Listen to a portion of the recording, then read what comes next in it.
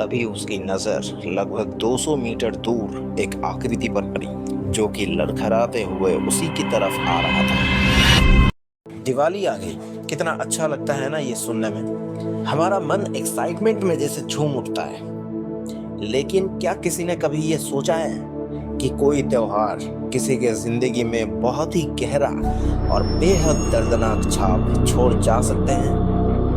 ये कहानी वेस्ट बंगाल के राघव के द्वारा मुझे शेयर किया गया है। अच्छा, मैं यहाँ पर थोड़ा सा एक्सप्लेन कर देता हूँ कि वेस्ट बंगाल में किस मान्यताओं के साथ इस त्योहार को मनाया जाता है, ताकि आपको ये घटना समझने में आसानी हो।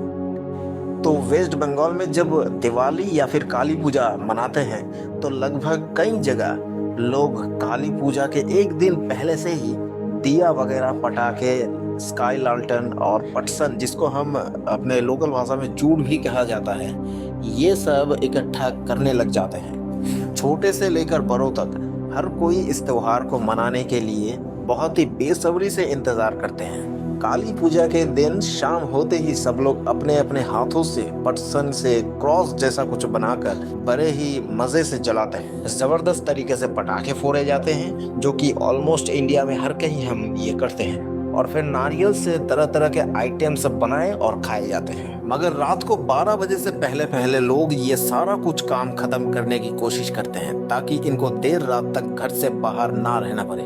क्यों? क्योंकि लगभग 12 बजे के बाद गहरी रात में जब लगभग सारे लोग अपने अपने घर पर घुस जाते हैं, तब निकलते हैं वो लोग जिनको टोना टोटकाओं में बड़ी दिलचस्पी होती है और जो इन चीजों को आए दिन प्रैक्टिस करती रहती है। दिवाली आने पर लोग जितने उतावले होते हैं उससे कई ज्यादा उतावले ये लोग रहते हैं इस दिन के लिए। ये लोग, जो कि ज्यादातर अधेड़ उम्र के होते हैं, इनमें से ज्यादातर औरतें होती हैं, ये लोग गहरी रात में अपने अपने घरों से निकलते हैं बिल्कुल नंगे होकर। सुनने में आते हैं कि अगर इनके शरीर पर एक भी कपड़ा हुआ तो ये जिस काम को अंजाम देने के इरादे से निकलते हैं वो पूरा नहीं हो पाता, उल्टा इन्हीं के साथ कुछ डरावना हो जाता है। तो ये लोग पूरी तरह नंगे होकर अपने हाथों और पैरों पे अलता लगाकर निकलते हैं। अच्छा, मैं यहाँ पर थोड़ा बता दूं कि ये जो अलता है, ये रेड कलर का एक तरह का लिक्विड पदार्थ होता है, जिसको हमारे पूरे देश भर में कई औरतें तो अपना श्रृंगार करने के लिए इस्तेमाल करते हैं और कुछ इसको ऐसे रिचुअल्स के काम में लगाते हैं। तो आई होप आपको ये अलता समझ में आ गया होगा। बाकी आप गूगल कर सकते हो अलता रेड डाई लिखकर। तो ये अपने हाथों और पैरों पर इसे लगाकर अपने सर पर एक सूप या सुरपन, जिसे बंगाली में कोला भी कहते हैं, वो लेकर, जिसमें 3 दिया, लाल मिर्च, नींबू और भी कई टोना टोटका वाली चीजों को लांद कर काली माता के मंदिरों में जा जाकर सिंदूर चुरा लाती हैं। और फिर इन चीजों से किसी भी रास्ते के बीचों बीच जहाँ पर से 3 दिशा बनते हैं, वहीं बीच में इन चीजों से वे लोग टोना टोटका करते हैं, जो कि बेहद खतरनाक होते हैं। और अगर ये किसी इंसान पर करा जाए तो अगले 3 दिनों में उस इंसान की मौत निश्चित है। हाल ही में गुजरी दिवाली के दिन राघव के चाचा का लड़का गुड्डू, जो कि एक साइंस का स्टूडेंट है, ये इन चीज़ों पर रत्ती भर भी यकीन नहीं रखता था। और ऑब्वियसली साइंस का स्टूडेंट है, चीज़ों को लॉजिकल वे में ही देखेगा। तो राघव, गुड्डू और इनके कुछ लोकल आस पड़ोस के दोस्तों के साथ मिलकर ये लोग दिवाली मनाने लगते हैं। बहुत एंजॉय किया, पटाखे वगैरह फोड़े, और जैसे कि मान्यता है ये लोग उसको फॉलो करते हुए अपने खेल कूद कंप्लीट करके अपने अपने घर चले जाते हैं। मगर इस बार गुड्डू का मन नहीं भरा, उसको और भी एंजॉय करना था मगर मजबूर था। तो उसने राघव से जिद करने लगा कि यार चल ना, थोड़ी देर और मस्ती करते हैं, मजा आएगा ऐसे करके।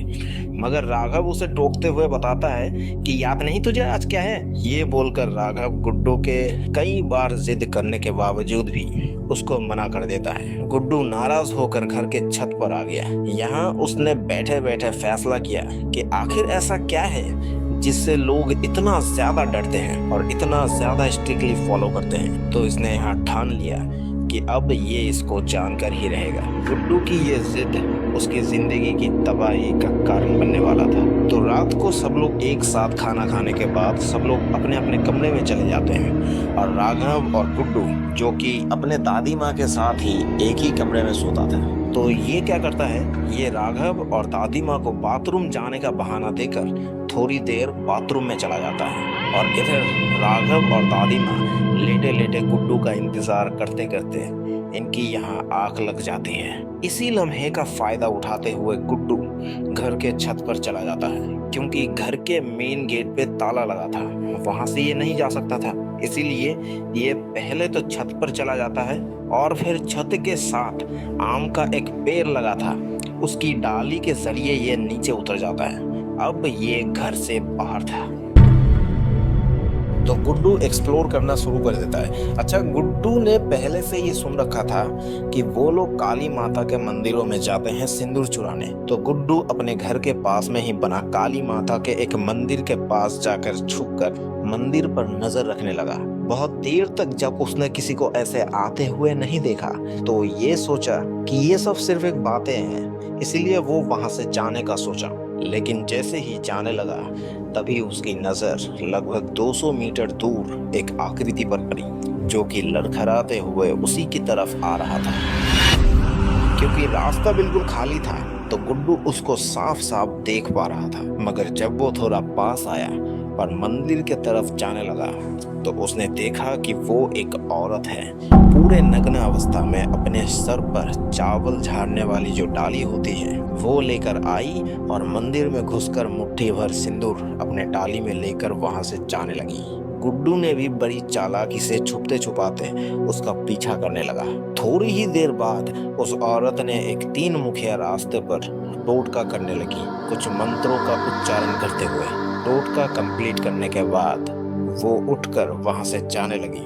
गुड्डू भी उसको फॉलो करते हुए उसका पीछा किए जा रहा था। पीछा करते करते ये पास में ही एक नदी बहती है, उसके किनारे आ गया। ये घास से भरा एक मैदान जैसा था, घास वाला जो एरिया होता है ना वैसे। तो गुड्डू ने देखा कि वो महिला अपने सर पर लांद कर जो डाली लाई थी उसको नीचे रखा और नीचे झुककर फ्रेश घास उठाकर तोड़ दिया और कुछ उच्चारण करने लगी। थोड़ी ही देर में गुड्डू को यहाँ कहीं से जबरदस्त सुगंध आने लगी। वो किसी झाड़ी में से छुपकर ये सब देख रहा था और ठंड से कांप रहा था कि तभी उसने देखा कि उस औरत के द्वारा तोड़ा गया वो घास का टुकड़ा पल भर में ही एक विशालकाय खजूरा में तब्दील हो गया और वो औरत उसके सामने नतमस्तक होकर खड़ी थी, जैसे वो उससे कुछ मांग रही हो। ये नज़ारा देखते ही गुड्डू को जैसे भयंकर बुखार चढ़ गया और डर के मारे जैसे तैसे वहां से भागकर घर के पास वाले आम के पेड़ के जरिए अपने घर के छत पर आकर बेहोश हो गया। अगली सुबह घर वालों को गुड्डू छत पर मिला। उसका शरीर और पैर घुटने से नीचे तक ऐसे मुड़कर अकड़ चुका था, वो सिर्फ कांपे जा रहा था। गुड्डू अब अस्पताल में एडमिट है। उसने ये सारा वाकया राघव को अस्पताल में बताया। ये सुनकर राघव अंदर तक दहल गया। शायद इसीलिए कहते हैं ऐसे मामलों में कुछ चीजों से छेड़छाड़ नहीं करनी चाहिए। तो अगर आपको ये वीडियो जरा भी पसंद आया हो तो इसे एक लाइक और हमारा चैनल रेड मिल्स को सब्सक्राइब जरूर करें। तो मिलते हैं अगली वीडियो में। जय हिंद।